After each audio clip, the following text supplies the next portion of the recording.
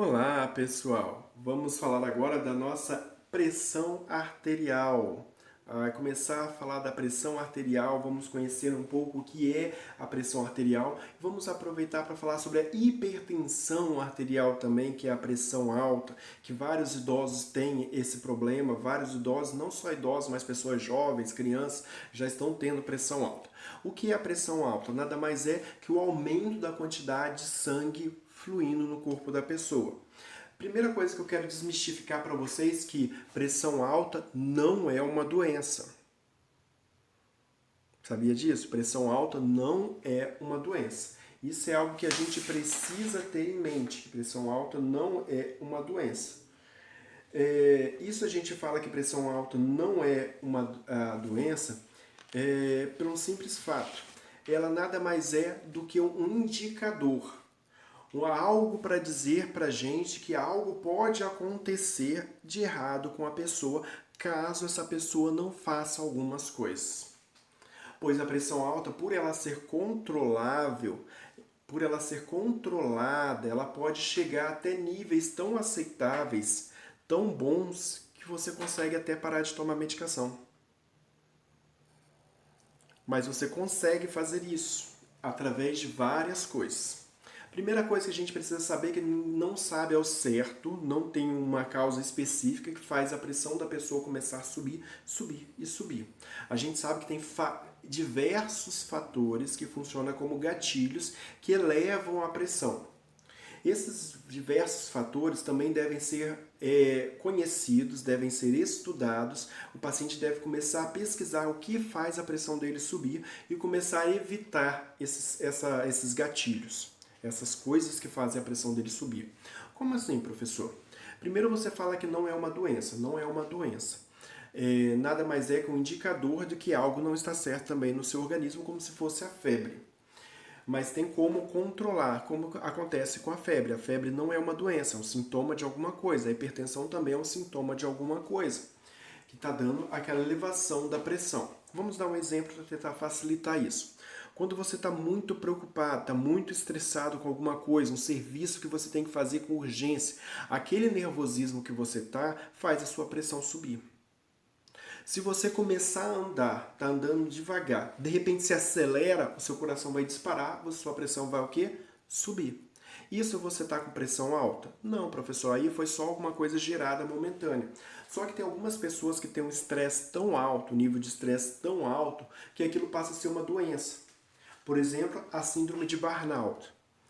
Quem não conhece a síndrome de Burnout, eu recomendo conhecer, procurar um pouquinho no YouTube. Caso não esteja encontrando, manda uma mensagenzinha para mim que eu indico onde está os vídeos, mando os videozinhos para vocês e algumas outras coisas para vocês estarem lendo. Ou seja, é um nível de estresse tão alto que dá o esgotamento total do organismo.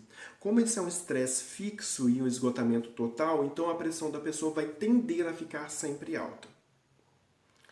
Ou seja, é algo que, tratando o burnout, a pressão da pessoa abaixa. Ah, professor, mas é só assim? É simples assim? Sim, é simples assim. Vamos colocar um exemplo mais clássico que atinge a maior parte da população brasileira, o sedentarismo. O sedentarismo é uma doença. O sedentarismo é uma doença psicológica, porque a pessoa ela tende a deixar o ânimo de fazer as coisas, de não querer fazer, de procrastinar, de falar que não gosta, de deixar para depois, de inventar desculpa. Na verdade, isso é o seu psicológico, o seu mental colocando aquilo. É a mesma coisa da obesidade. A obesidade é uma doença mais mental, mais psicológica do que tudo. Às vezes um nervosismo, alguma carência, alguma frustração, alguma coisa relacionada à não aceitação, faz com que a pessoa comece a comer um pouquinho mais, comer um pouquinho mais, comer um pouquinho mais e se torna obesa. Então boa parte da obesidade é psicológica. A pessoa tratando o psicológico dela, ela vai tratar mais do corpo e vai tratando mais do corpo, ela vai deixar de ser obesa. E deixando de ser obesa, a obesidade é um gatilho que eleva a pressão arterial. Deixando de ser obesa, a pressão cai um pouquinho. Então tem várias coisas que podem ser feitas que a pressão é um sinal decorrente disso. Porém, se ela continuar muito alta, ela acaba afetando outros órgãos. pode dar falência renal, pode ter chance aumentada de infarto, de aneurisma, de derrame, de AVC, ou seja, tem várias doenças que podem ser potencializadas com o aumento do fluxo sanguíneo no corpo. Ok? Só que a hipertensão arterial nada mais é que o aumento da circulação do sangue no corpo. E esses motivos que causam são vários motivos que causam e não sabe a fonte específica, o que lá, a química, o processo químico-físico que faz as células do nosso corpo produzirem um pouquinho mais de algumas substâncias e menos de outras e acabam funcionando, aumentando um processo fisiológico de ATPs, que é a liberação e armazenamento de sódio e potássio, e com isso faz o aumento do fluxo sanguíneo. Isso tudo funcionando lá no nosso coração, bonitinho lá. Não estou falando especificamente da dilatação do coração, mas do coração normal batendo um pouco mais acelerado do que o normal, ou bombeando um pouquinho mais de sangue do que o normal. Aí, ou seja, o que faz isso não se sabe, mas a pressão arterial é o aumento do fluxo de sangue. Deixando essa enrolação toda que eu falei aqui, o que a gente precisa saber da hipertensão? A hipertensão ela pode ser controlada através de alimentação saudável, prática de atividades físicas, deixando mais maus hábitos como tabagismo e alcoolismo para trás, abandonando esses maus hábitos. O que você vai fazer? A nossa função como cuidador é orientar o nosso paciente e proporcionar para ele condições de ter uma vida melhor, uma vida mais saudável. Sabendo disso, eu tenho que saber que eu preciso fazer meu paciente fazer atividade física. Então, eu tenho que levá-lo para fazer, eu tenho que criar atividades para ele.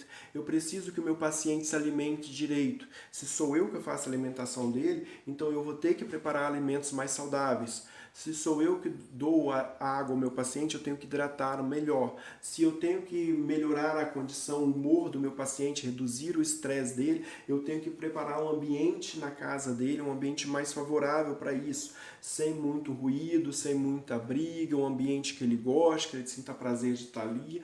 Tenho que fazer ele se sentir incluído na sociedade, no seio da família. Isso é uma obrigação minha e isso vai fazer com que a pressão dele controle. É claro que o paciente contar com a pressão muito alta, ele vai ter que tomar algumas medicações. E essas medicações quem vai prescrever é um médico e eu vou ter que fornecer essa medicação ao meu paciente no horário correto e na dosagem correta. Então isso a gente vai ver lá na aula de medicação como que a gente vai fazer essa organização da medicação dele.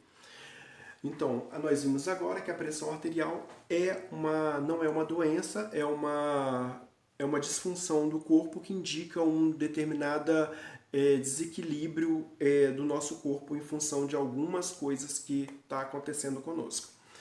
Outra coisa que a gente precisa saber é que essa pressão arterial ela pode ser alta, igual a gente estava falando da hipertensão, mas ela pode ser baixa. Ela pode ser baixa, que é a hipotensão, quando ela está abaixo de um determinado valor, ela pode estar normal. Acima desse valor normal, nós temos mais algumas divisõezinhas. Nós temos o pré-hipertenso, hipertenso 1, hipertenso 2 e quando ela já está oferecendo muito risco, que já é uma hipertensão severa, grave. Aí, ou seja, a gente vai começar a aprender sobre isso quando a gente começar agora falando sobre pressão arterial. Quando a gente começar a aferir os sinais vitais. Primeira coisa que eu preciso para me falar de pressão, dos valores da pressão, quais são eles, eu preciso apresentar para vocês os equipamentos que a gente usa para aferir essa pressão, para a gente falar se o paciente é hipertenso ou não. Para ele ser hipertenso, só posso adiantar para vocês que essa hipertensão tem que ser contínua todos os dias, todos os horários que você aferir, tem que estar dando alta. Agora, se deu alta porque algum motivo que você fez, igual eu falei aquela hora, você caminhou um pouco, aí aumentou a sua pressão, que você caminhou rápido no sol, você subiu alguns lances de escada, você está participando de uma atividade que te deixou mais alterado, você e seu paciente, aí subiu a pressão dele, logo em seguida abaixou, ele não é hipertenso. Hipertenso tem que ser uma coisa contínua. E para a gente saber disso, eu preciso utilizar dois equipamentos. O primeiro deles que eu vou apresentar para vocês é esse aqui. Esse equipamento aqui é chamado de estetoscópio. Ele contém duas perninhas aqui, duas abinhas aqui. Na ponta delas nós temos duas aurículas, é uma proteçãozinha para o nosso ouvido, para não machucar o ouvido, que essas hastes são de metal. Então, se não tivesse as hastes, você poderia se ferir. Nós temos ele composto por uma mangueirinha, essa pode ser uma ou duas mangueirinhas. A ponta dele nós temos um diafragma, pode ter apenas um ou pode ter dois diafragmas, 1 e 2. Nesse que tem 2, se vocês olharem bem aí, nesse que tem 2, significa que esse menorzinho é o infantil e esse maior é o adulto, pediátrico e adulto. Para mim utilizar esse daqui que tem 2, é só eu rodar ele aqui, ó. Não sei se vocês conseguem ver, eu estou rodando ele. Se eu rodar, eu abro um lado e fecho o outro. Tem pessoas que não sabem disso, tenta escutar de um lado, só que está fechado, acho que está estragado. Só que na verdade você tem que rodar. Eu quero ver adulto, eu rodo e escuto adulto. E eu quero ver pediátrico, eu rodo e vejo pediátrico, ok? Abro um e fecho o outro. Esse é o esteto. A forma de eu colocar ele, eu vou colocar as duas aurículas no meu ouvido e vou colocar esse diafragma no braço do meu paciente. Eu vou ensinar para vocês aonde eu coloco no braço do paciente, ok? Daqui a pouquinho. O próximo equipamento que eu quero mostrar para vocês é o aparelho de pressão. O aparelho de pressão, o ideal para vocês, quem quiser adquirir, é esse aparelho que tem esse manômetro. Não é para vocês comprarem aquele digital não é indicado, não é ideal. Eu vou falar para vocês daqui a pouco porque que ele não é ideal. Esse aparelho é composto, no final dele, de um manômetro, que é o reloginho, e uma pera, que é essa buzininha que você aperta. Essa buzininha ela tem um reloginho aqui, ó, esse reloginho, ele abre virando para o lado direito e fecha virando para o lado esquerdo. Toda vez que você for encher o aparelho, você tem que fechar ele antes de encher, senão você aperta, o ar entra e o ar sai, e ele não vai encher. O manômetro, ele sempre tem que estar no zero, o reloginho dele sempre tem que estar abaixo do zero. Reparem aí, tem abaixo do zero. Ele vai do 0 até o 300. Vocês vão ter a oportunidade de ver ele pessoalmente na aula presencial. Ele tem uma mangueirinha para cada um, e sobe até essa braçadeira. Dentro dessa braçadeira tem um manguito, uma borrachinha que é só desse tamanhozinho aqui. O resto é só para você abotoar. É um manguitozinho que tem aqui dentro, é igual uma câmara de ar de pneu de bicicleta ou de carro. Aqui do outro lado nós temos uns que são velcro, e esse é alguns ganchinhos que você encaixa. Esse é de metal, eu prefiro esse, que é mais resistente, tem um ganchinho que você encaixa essas hastezinhas nele. E daqui a pouco eu vou mostrar para vocês como que coloca esse aparelho no braço do paciente antes de aferir a pressão do paciente. Então a gente tem dois equipamentos. Temos o estetoscópio e temos o esfigmomanômetro, ok? Também conhecido somente como aparelho de pressão, aparelho de PA é pressão arterial, você vai chamar da forma que você quiser. Os íntimos chamam de aparelho de PA. As pessoas que não são tão íntimas, aparelho de pressão. As pessoas que não têm contato nenhum com ele, tem que chamar ele de esfigmomanômetro. É igual esse.